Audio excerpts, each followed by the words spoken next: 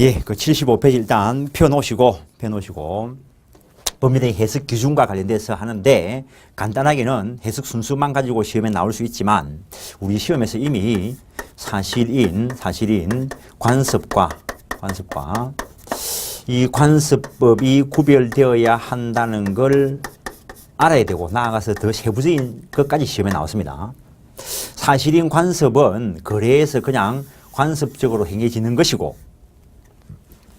요것에 대해서 일반인들의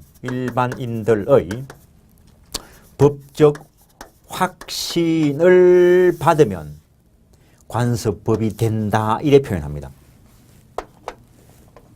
근데 일반인이 확신을 가지고 있는가 안 가지고 있는가 그걸 어떻게 알아? 알 수 없습니다. 길 가는 사람 다 잡고 물어볼 것도 아니고 저 일반인은 거래계에 있는 사람일 수도 있어요. 근데 어쨌든 간에 그 사람들 다 잡고 물어볼 수도 없고 그래서 판례에 의해서 사실인 관습에 해당한다라고 확인받은 것도 있고 그러니까는 일반인들이 법적 확신을 가지고 있을 거라는 확인은 결국에 판례에 의해서 확인될 수밖에 없습니다. 판례에서 이런 것들은 사실인 관습이 아니다라고 하는 사실 관습법이 아니다라고 확인받은 것도 있고 이게 26회 때 또 시험에 나왔습니다. 일단 확인받은 걸로 가장 대표적인 게 관습법상 법정지상권.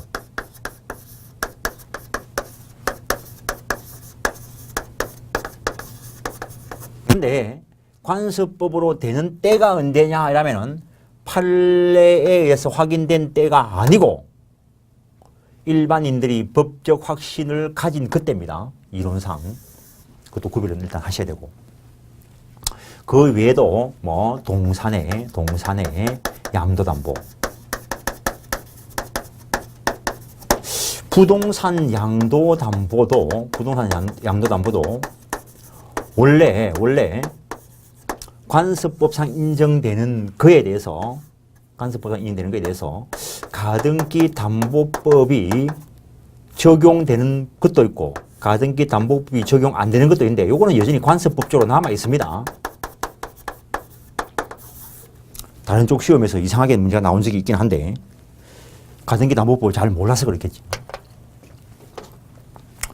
판례에서 관습법이 아니다라고 밝혀진 게 사도통행권, 뭐 온천권,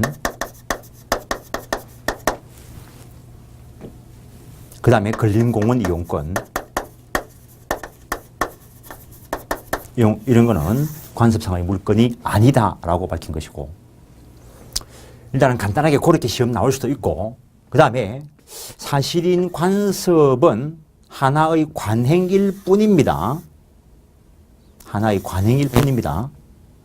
소송 들어가면은 법원이 잘 몰라 이거는.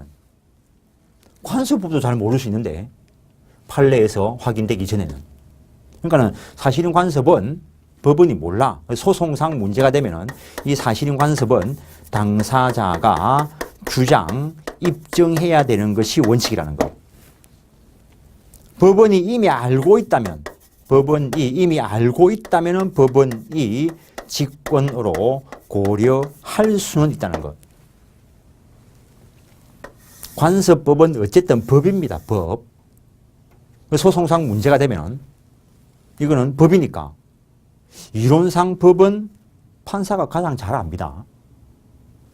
그러니까 이거는 소송상 문제가 되면 법원이 직권 고려해야 되는 게 원칙이라는 것.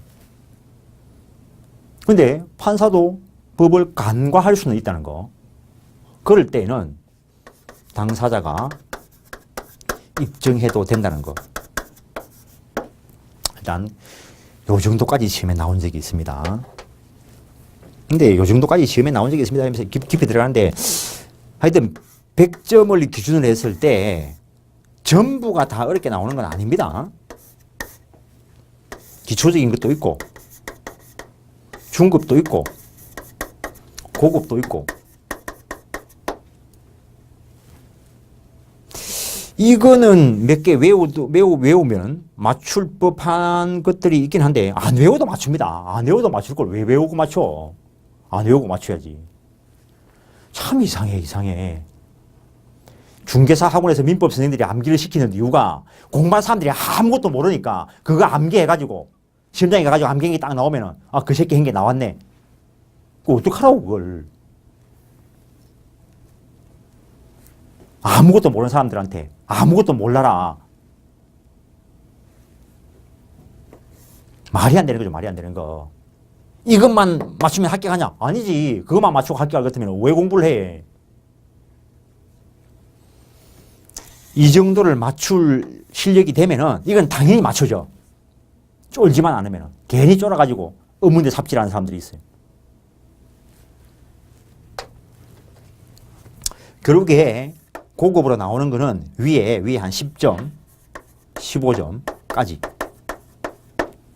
그러니까 나머지 민법은 80점, 90점대까지가 기본 원리에 가겠어 문제가 나. 기본 원리에 가겠어요. 근데 몇 개를 외워가지고는 절대로 이 영역에 갈 수가 없어요. 기본적인 이해를 하면은, 그러니까는 수업을 들으시고 내가 교과서를 가능하면은 읽어 드리려고 하는데 교과서를 읽어 보시라고. 읽고 이게 무슨 말인가를 고민해 보시라고.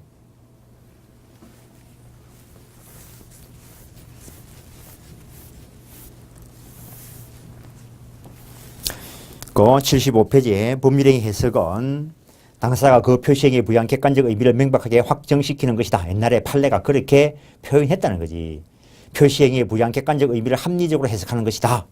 그런 표현들 기억해 놓으시고, 일단은 제1의 기준이 당사자가 기도하는 목적이고 그것에 의해서 안 밝혀지면 사실인 관습을 동원해서 밝히고자 하는 것이고, 그것에 의해서도 안 되면 넘기시면 임의법규에 의해서 해석을 하는 거고, 임의법규조차 없으면 신의칙 조리에 따라서 해석한다는 것. 신의칙 조리가 뭔데? 그러면 국어적인 해석이야 해줄 수 있습니다. 사물의 옳은 이치. 그게 뭔데? 결국에는 사회 보편관념으로 흘러갈 거라고. 일단 그 76페이지에 보시면은 관습법과의 관계에 하는데, 관행이 일반인의 법적 확신에 이르렀을 때 그걸 관습법이라 한다는 거. 관습법은 법입니다. 사실은 관습이라고 표현하실 때는 그거는 단순한 관행에 불과하고, 입증 책임과 관련돼서 조금 전에 말씀드린 걸 서술해놨는데, 관습법은 법이므로 법원이 원칙적으로 직권 고려해야 될 사항이지만 법원이 간과하면은 당사자가 주장 입증할 수 있다는 것이고, 사실인 관습은 법이 아니기 때문에 당사자가 주장 입증해야 되는 것이 원칙이겠지만 법원이 알고 있다면 고려할 수도 있다는 것. 그 정도 하셔가지고 넘기시고, 거기까지가 법률행위의 목적과 관련된 부분을 한 겁니다. 이제 의사표시와 관련된 부분을 들어가는데, 민법에 어디에서 시험 나오는데 물으면 법률행위의 목적에서 나오겠지요. 그러면은 앞에 시간까지 이야기한 게 전부 다. 어디에 시험 나오는데 의사표시에 나오겠지요. 다 찍어줄 수 있어.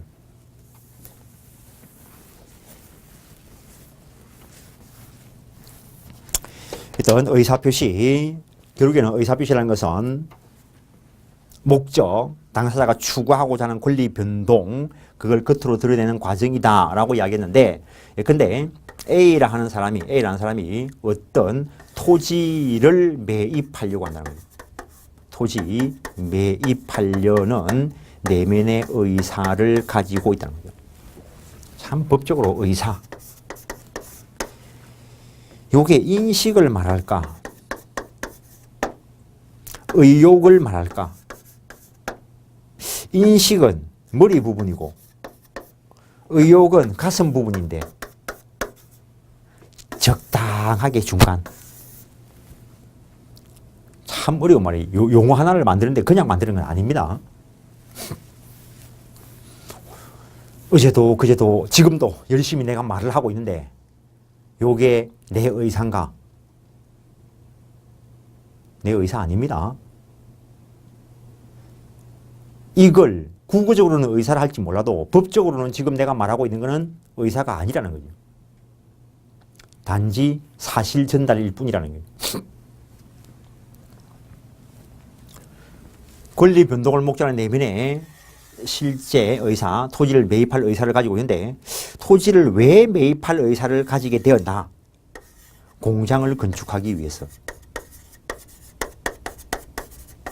요게 요 의사 결정을 하게 된 내면적 이유인데 요런 걸 동기라고 이야기하는 거고. 그리고 토지를 매입을 할 때 광고를 해볼까? TV 광고를 할까? 인터넷 광고를 할까? 전봇대에 붙여볼까? 이곳저곳 뭐 중개사무실에 전화해볼까? 요런 거 고민하는 단계, 요걸 표시의사라 이야기합니다. 그리고 그냥 땅 주인 찾아가가지고 당신 땅 사겠소 이래 이야기하는 거. 요게 표시입니다. 계약을 체결하면 양쪽에 의사표시가 있어야 되니까 이 사람이 땅을 한번 팔아볼까? 토지 매도 의사. 왜 팔지? 애 학비 대일라 하니까 땅 좀 팔아야 되겠다. 이런 동기를 가지고 있을 거고. 대부분의 사람들이 어떤 행위를 하는 데는 내면의 이유가 있을 거라고. 그게 겉으로 드러나지 않는 경우가 대부분이지. 그래서 이 사람은 이렇게 의사를 결정을 하고 이걸 또 어떻게 팔아볼까? 인터넷에 올려볼까? TV로 광고할까? 중개사무실에 내놓을까? 전봇대에 붙여볼까? 이런 걸 생각하는 게 표시이고, 이 사람이 먼저 팔겠다 했을 때 저 표시의사이고 표시행위 될 거고, 이 사람이 이걸 먼저 하면은 우리가 나중에 가면 이걸 청약이라 할 것이고 이걸 성낙이라 할 거고, 이 사람이 먼저 이 말을 했으면은 이걸 청약이라 할 거고 저걸 성낙이라 할 거라고 계약했어요. 요게 일치했을 때 토지 매매 계약은 체결될 것이라는 거죠. 당연히 사람은 이 정도는 알고 있으니까 민법 총칙에서는 한쪽만 가지고 이야기한다는 거예요.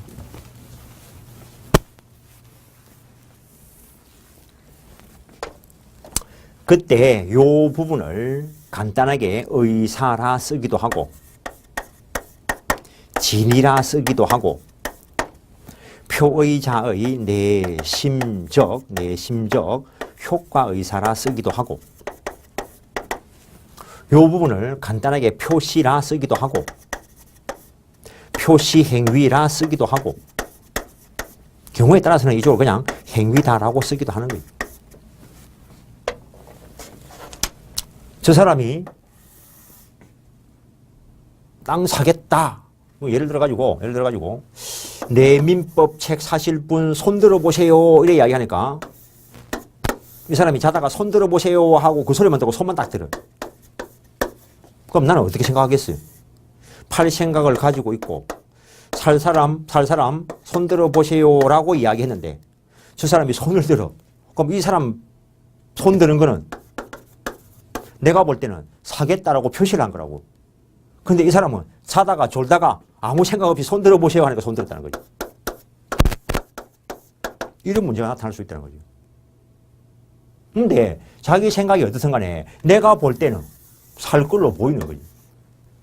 그래서 상대방 쪽에서 표시를 보고 저쪽의 의사가 어떻는가를 읽어내는 거, 그걸 표시상의 효과의사라 하는데 세부적으로 쓰면 이렇게 쓰는 거고, 결국에 저거는 이쪽 영역하고 관계가 있다고 생각을 하시라고요.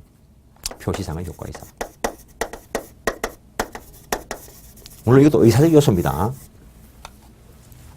표시행위에 의해서 상대방에 의해서 추단된 읽혀진 의사를 표시상의 효과의사라고 이야기하는데, 요 의사와 표시가 일치하고 이 의사결정에 아무런 문제가 없는 거, 그걸 정상적 의사표시라 이야기한다.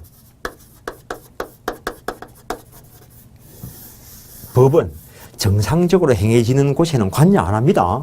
정상적으로 되고 있는데 법이 왜 관여를 해? 정상적으로 되게 그냥 나누면 되는데. 그래서 거기에 문제가 있는 걸 전체적으로 비정상적 의사표시를 한다는 것. 이 비정상적 의사표시에는 의사와 표시가 불일치하기 때문에 문제가 되는 것도 있고, 의사와 표시의 일치, 불일치는 내 모르겠고 요 의사결정에 하자가 있기 때문에 문제가 되는 비정상적 의사표시도 있다는 것. 왜든 이렇게 의사와 표시가 불일치할 때 어느 쪽이 본체인가에 대해서 논의가 있는데 요쪽을 본체로 보는 걸 의사주의라 하고 요쪽을 본체로 보는 것을 표시주의라 한다는 것.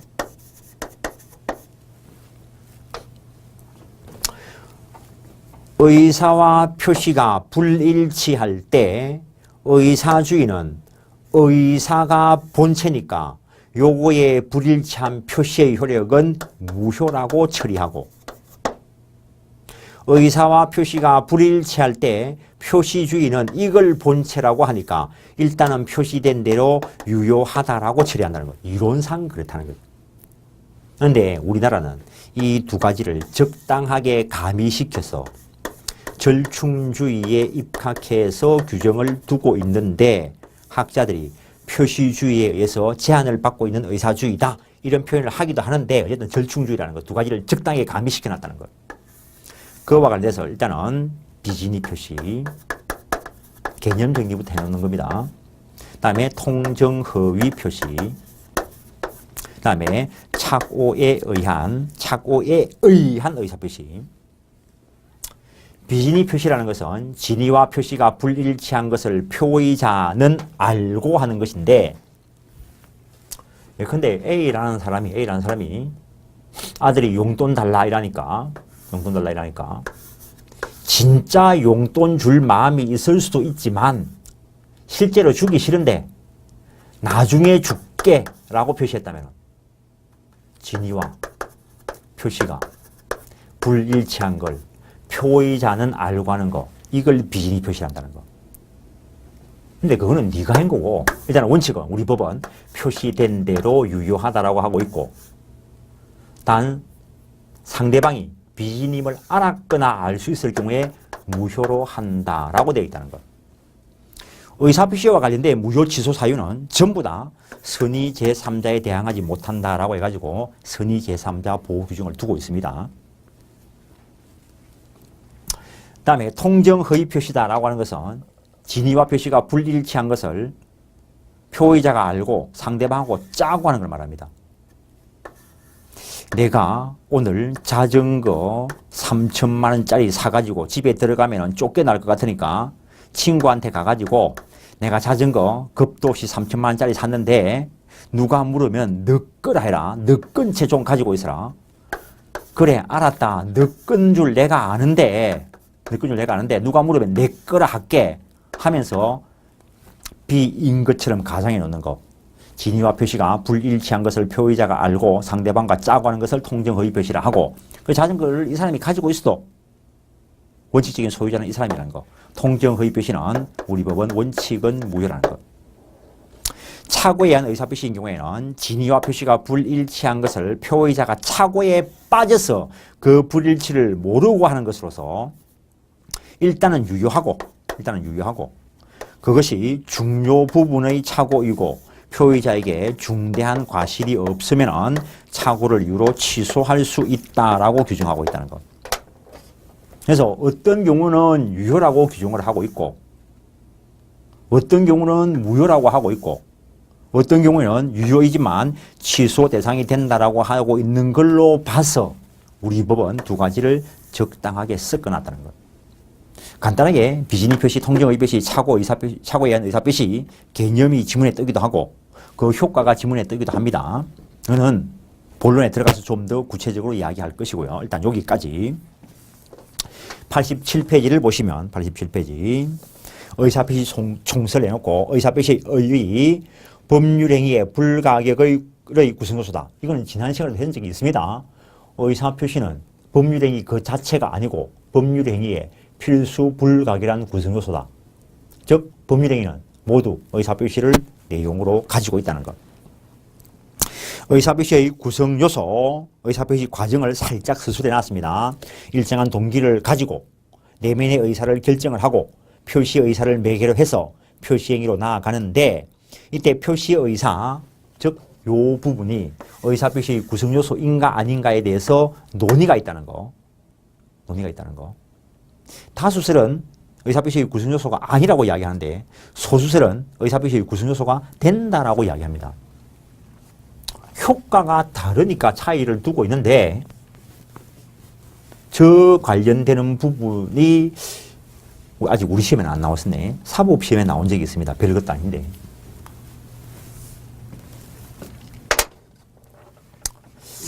A라 하는 사람이 독일에서 있었던 사건인데 예를 바꿔서 우리나라를 하죠. A라는 사람이 자갈치 시장에 그냥 구경 갔는데 자갈치 아줌마가 자, 갈치 살 사람 손 드세요 라고 이야기한다는 거죠. 재미있어가지고 계속 보고 있는데 옛날 친구가 지나가길래 손을 번쩍 들어가지고 친구 부른다고 불렀는데 낙찰됐다 이라는 거죠. 이게 계약이 체결된 거냐는 거죠. 이 사람 마음속을 열어보면은 친구 부를 생각인 거지 갈치 살 생각이 없어. 근데 이 아줌마가 보면은 이 사람은 갈치 살 걸로 표시를 했어. 이 사람은 갈치 팔 생각을 가지고 있고 갈치 팔 사람 손들어 봐라고 열심히 청약을 하고 있었고 그래서 이게 계약이 체결된 것인가가 문제가 된다는 거죠. 일단 이 경우에는 요 손든 걸로 봐서 남들이 볼 때는 살 걸로 보이는 표시상의 효과 의사가 있다는 것.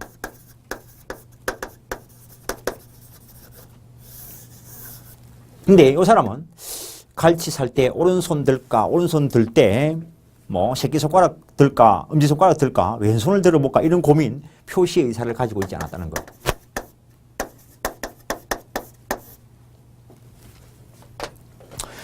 표시 의사를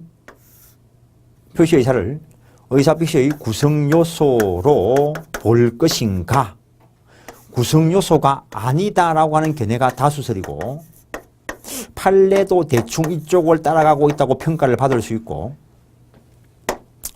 구성요소다라고 하는 견해도 있다는 거죠. 표시의사가 의사표시의 구성요소가 아니다 이 말은 표시의사가 없어도 되는 거니까 이 경우에는 다수설에 따르면 의사표시가 존재하는 걸로 평가를 받고 그러면은 계약은 체결된 것이고 표시의사를 의사표시의 구성요소로 본다면 요소가 한 개 빠졌으니까 의사표시가 존재하지 않는 걸로 되는 거고 의사표시가 없으니까 계약이 체결될 리도 없고 결론이 완전 다릅니다. 이거 논리적으로는 이쪽이 맞는 것 같은데 이걸 밝혀낼 방법이 없어. 그러니까 일반적인 견해가 이쪽으로 간다는 겁니다. 근데 사법시험에서 독일 포도주 경매시장 사건을 가지고 문제를 냈는데 이 경우에 계약은 체결되었는가? 체결되었다. 계약은 유효한가? 유효하다. 단 착오를 이유로 취소할 여지는 있다. 조계 답으로 시험에 사법시험 쪽에서 나온 적이 있습니다. 별 내용 없습니다. 근데 그러면은 요 경우에는 전혀 계약이 체결될 여지가 없는가? 저쪽에서 어쨌든 일정한 의사표시를 한 겁니다. 한 거. 이쪽에서 보니까 의사표시가 있는 걸로 보여. 규범적 해석을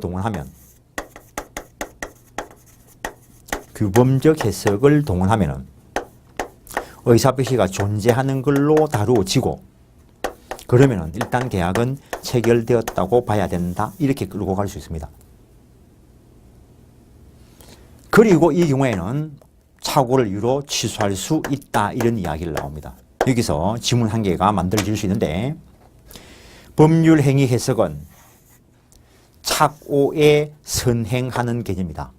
규범적 해석을 가지고 그 결과를 놓고 착오 취소 대상이 될까 안 될까를 판단한다는 거. 참 어려운 부분이죠. 근데 예를 한번 살짝 바꿉니다.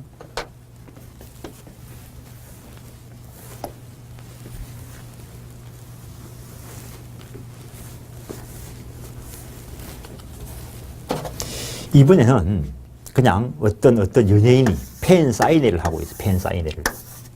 펜 사인회 하는 거 딱 치다 보니까 종이 딱 주니까 사인 딱 하고 이름 쫙 쓰고 뭐 도장도 하나 딱 찍어주더라는 거지. 그걸 지켜본 B. 지켜본 B. 저놈한테 내가 땅을 하나 팔아봐야 되겠다. 그 매매 계약서를 딱 작성을 해. 이름만 딱 쓰고 도장만 딱 찍으면 되게. 그래가지고 바쁜데 석 내미니까 사인 쫙 하고 도장 팍 찍어줘. 남들이 보면 계약서가 존재해. 남들이 보면 이 계약서를 보면은 이 사람에게 표시상의 효과 의사가 있어.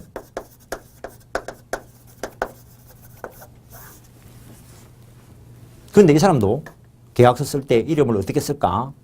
날렸을까? 이쁘게 쓸까? 이런 표시 의사가 없다는 거예요. 그래도 다수서에 따라가 보면은 결론은 이렇게 가야 돼.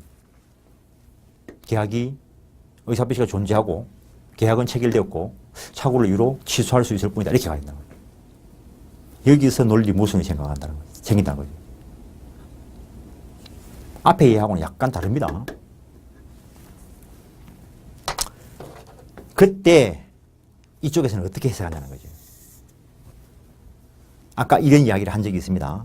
상대방 스스로가 신의칙을 위반한 자라면 규범적 해석 안 해준다는 거죠. 따라서 이 경우에는 의사표시가 존재하지 않는 것이고 계약은 체결될 여지가 없다라고 한다는 거죠. 그래서 논리적으로는 이쪽이 맞는데 실제로 이걸 밝혀내기 곤란하니까 일반적으로 그냥 이렇게 두리뭉실하게 간다는 겁니다. 어쩔 수 없는 것이고 87페이지 표시의사는 의사표시의 구성요소인가에 대해서 견해 대립이 있는데 다수설은 표시의사를 구성요소로 보지 않음으로써 가능하면 의사표시가 존재한다는 걸로 해서 상대방 보호, 거래 안전 보호에 기여하는데 소수설은 표시의사도 의사표시의 구성요소로 본다라고 하는 것이 사적 자치 원리에 부합한다는 거예요. 견해에 따른 차이점 조건에 다 설명한 것이고 한번 읽어보십시오. 그 다음에 표시행위 부분.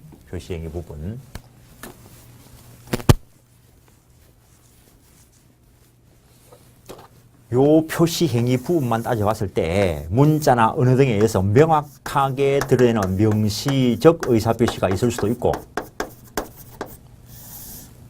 그렇지 않은 묵시적 의사표시가 있을 수도 있다는 거죠. 종래 학자들이 여기에 거동에 의한 의사표시, 일반적인 거동만 가지고도 의사표시로 평가될 수 있습니다. 우리가 버스 탈 때 버스비 낸다 뭐 이 생각 가지고 카드 딱 됩니까? 그냥 돼. 그 거동만 가지고도 버스 승차료 낸다는 의사표시로 평가가 되고 승차계약은 유효하게 체결되고 그러니까 거기서 승차료가 지불될 것이고 거동만 가지고도 의사표시로 평가될 수 있다는 것. 그 다음에 포함적 의사표시.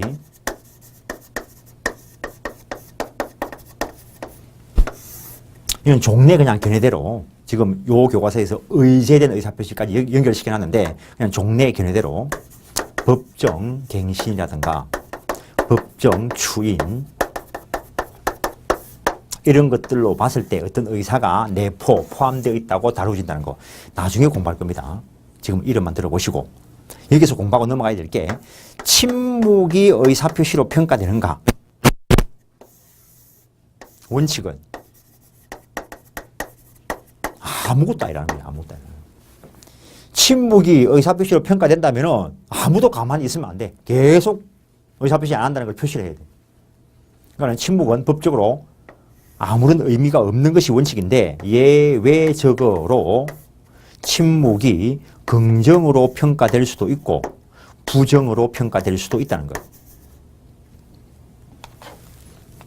우리 시험 범위하고 관계 있는 것만 보시는데 나중에 가면은 A A라는 사람이 이 건물을 팔 생각이 있는가는 모르겠는데 누구에게도 뭐 팔아봐라 소리 안 했는데 누군가가 A의 대리인이다라고 하면서 매매 계약을 체결했을 때 요 상대방이 본인한테 어떻게 할 것인가를 물어볼 수 있는데 즉 상대방의 최고권이다라고 이야기하는데 그때 본인이 침묵을 하면 아무 말도 안 하면은 추인을 거절한 것으로 본다고 돼 있다는 거. 그런데 미승년자가 완벽하게 유효한 행위를 하려고 하면은 그 법정 대리인 예컨대 부모의 동의를 얻으셔야 되는데 동의 없이 단독으로 했다면은 그것은 취소 사유가 되는데 이때 미승년자와 거래한 상대방이 그 법정 대리인에게 추인 여부를 최고했을 때 법정 대리인이 아무 말도 안 하고 침묵을 하면은 원칙적으로 이 경우에는 긍정으로 평가된다는 것.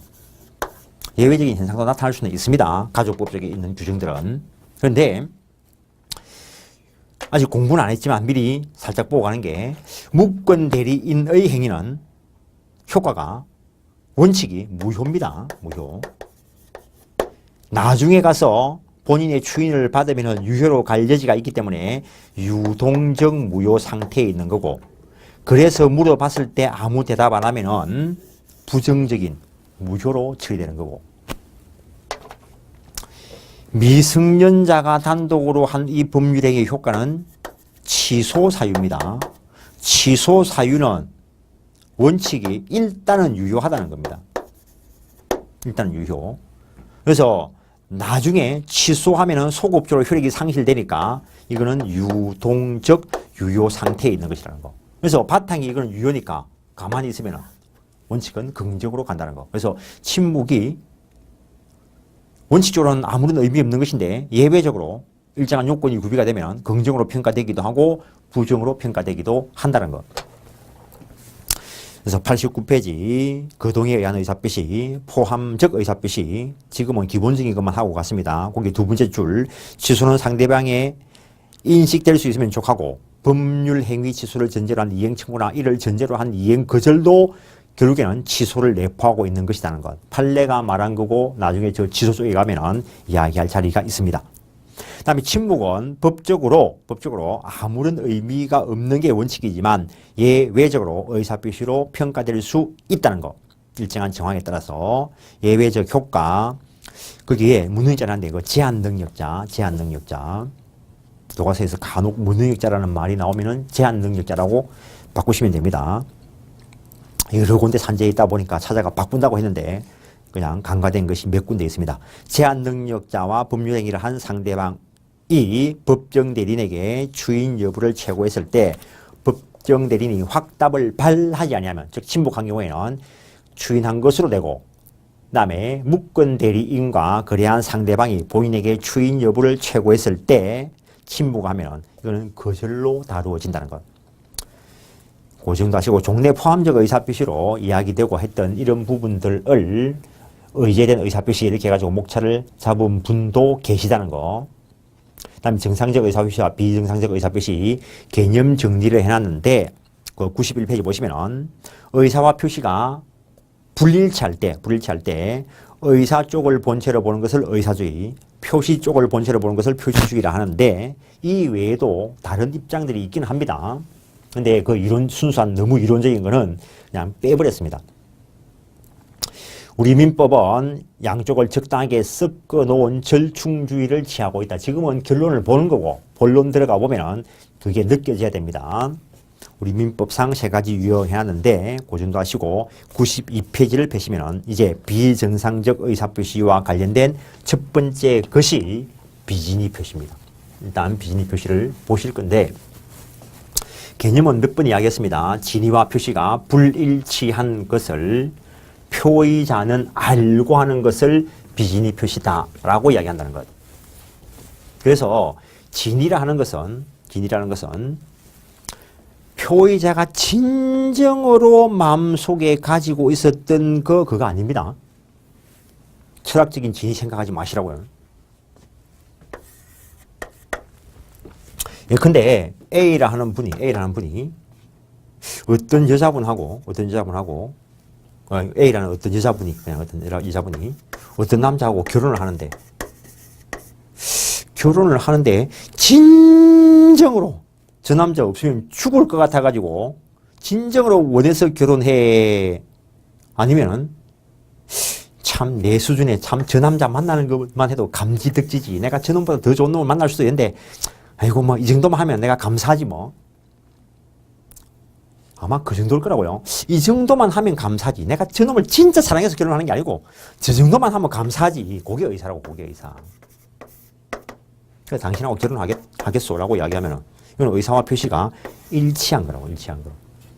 그 순간에 최선이다라고 생각한 게 진이지 진정한 본심을 말하는 것은 아니라는 거.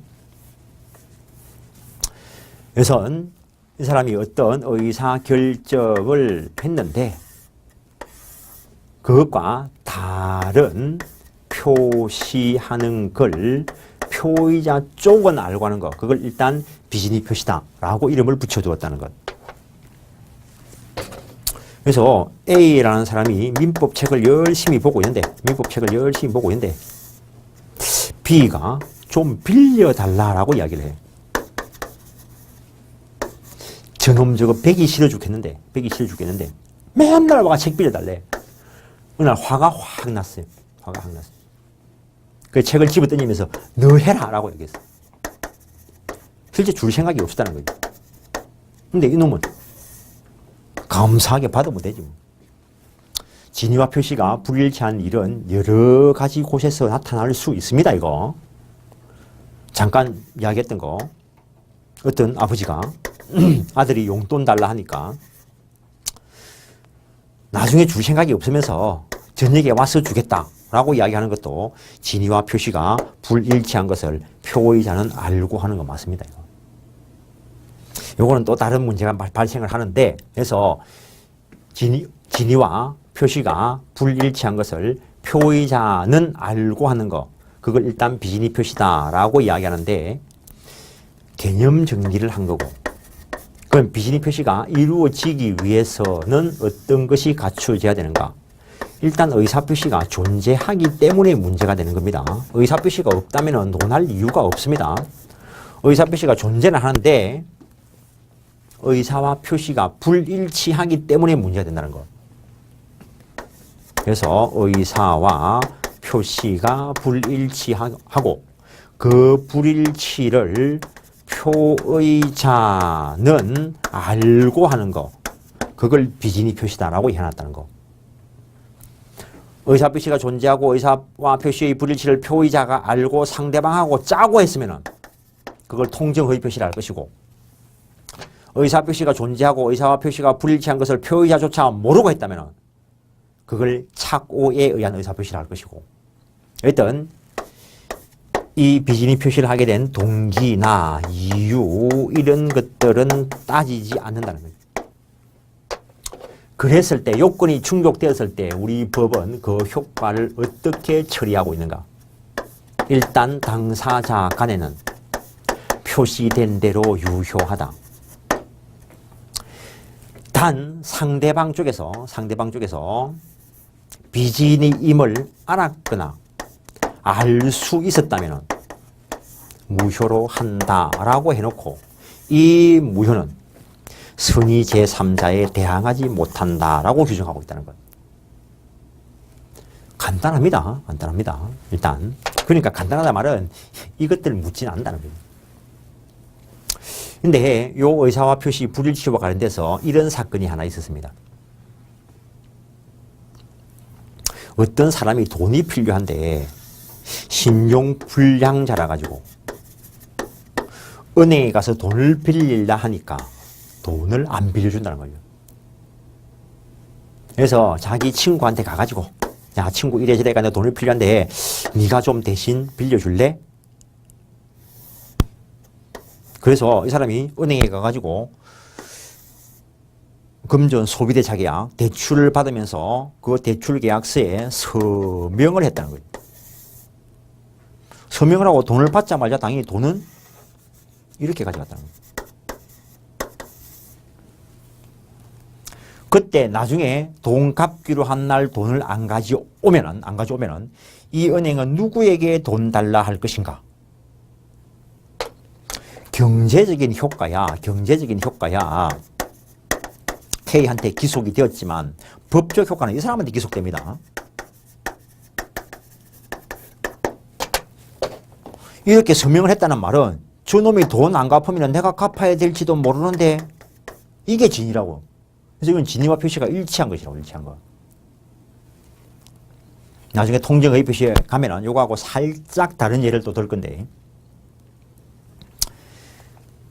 그러니까는 실제로 시골 가면 이런 일 많습니다.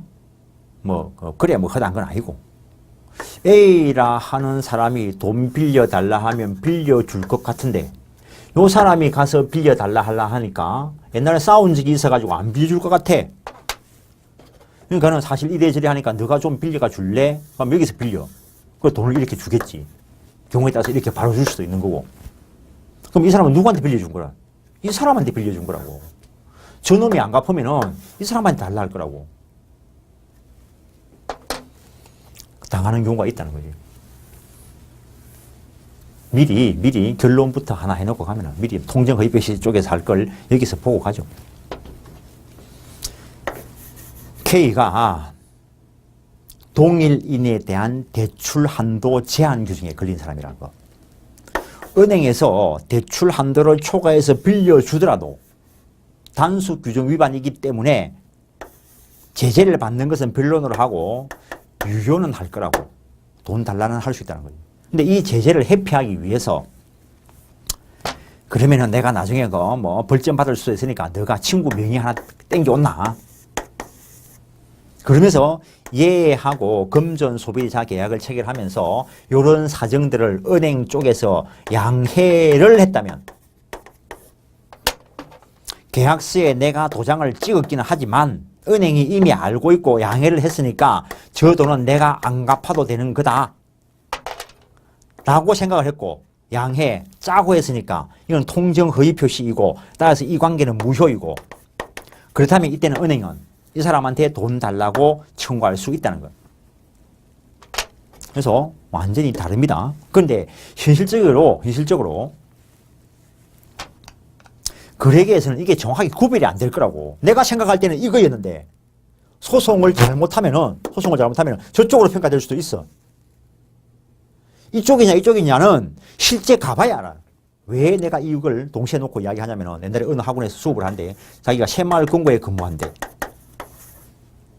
그러니까 이런 상황 가보니까 이쪽으로 해주던데요. 소송을 그렇게 갔겠지. 자기가 생각할 때 비슷한 상황 그거 생각하지 마시라는 거지. 그게 정확하게 이쪽인가 저쪽인가 알아보려면은 그 사건을 가지고 딱 소송 들어가 봐야 돼. 그래야 정확하게 결론이 날 거라고. 우리는 지금 결론이 난 판결문 가지고 보는 것이지 판결에 들어가 보지도 않은 사건 가지고 이야기하는 게 아니라는 거. 그러니까 그 비슷한 상황을 가져오면은 그럴 수도 있을 것 같네요 라고 하지만 소송 잘못하면은 이쪽으로 평가될 수 있는 거고, 판사는 증거에 의해서만 답변을 해줘요. 일단 구별은 하고 있어야 됩니다.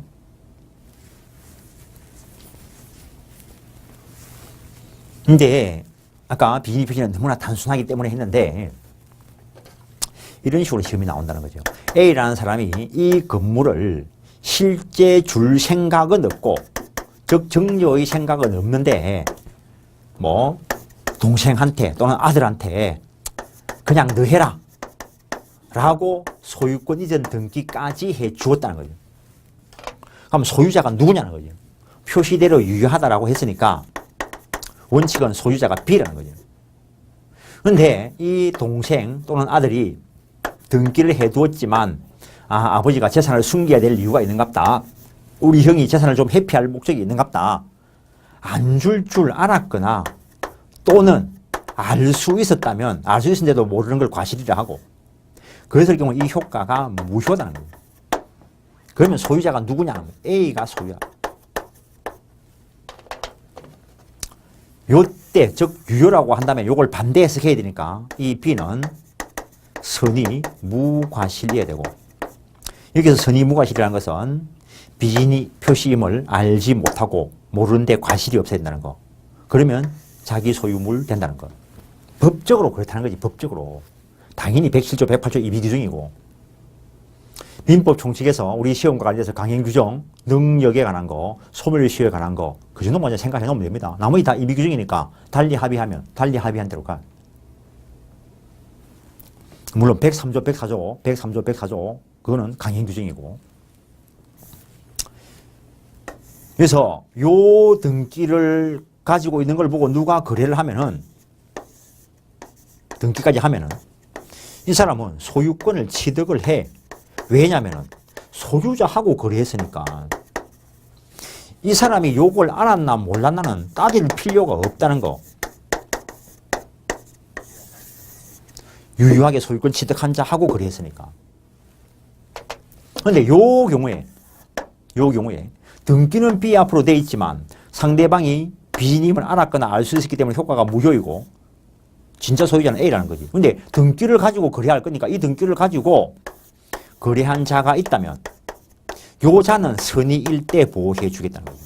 여기서 선의라는 것은 이런 비진 사실을 몰랐다는 거죠. 그러면은 이 사람이 이제 확정적으로 소유권을 가져가 버렸어. 10억짜리 건물인데. 그럼 10억을 챙겼어. 원래 이 10억은 누가 챙겨야 되자는 거지? 소유자인 이 사람이 챙겨야지. 부당이득 반환 청구할 수 있고 또는 불법 행위로 인한 손해배상 청구할 수도 있고. 실제 문제가 나오면은 요렇게 나옵니다. 실제 거래계에서도 문제가 되는 게 요게 문제가 되는 것이지 이 단어가 문제가 되는 게 아니라고요. 이 요건을 보고 어떤 문제가 있으면은 그게 그 요건에 충족하는구나. 그럼 효과가 이렇게 될 거다. 이걸 판단할 능력을 길러내는 게 민법이라고, 민법. 비진이 표시 요건이 먼저 줄줄줄줄. 그것 때문에 민법 공부하는 게 아니고 그걸 가지고 적용시켜서 어떤 결론, 이때 어떤 판단을 내려야 될 것인가. 물론 그 판단 정확한 답을 알고 싶으면 소송 들어가면 돼. 소송 들어가면, 민사소송 들어가면 누구만 살지요? 변호사만 살지요. 원고 피고 다 망해. 민법 공부하는 방법을 찾도록 하시고 일단 잠깐 쉬었다가 그 비진이 표시를 확인하고 통정 허위 표시를 하겠습니다. 잠깐 쉬겠습니다.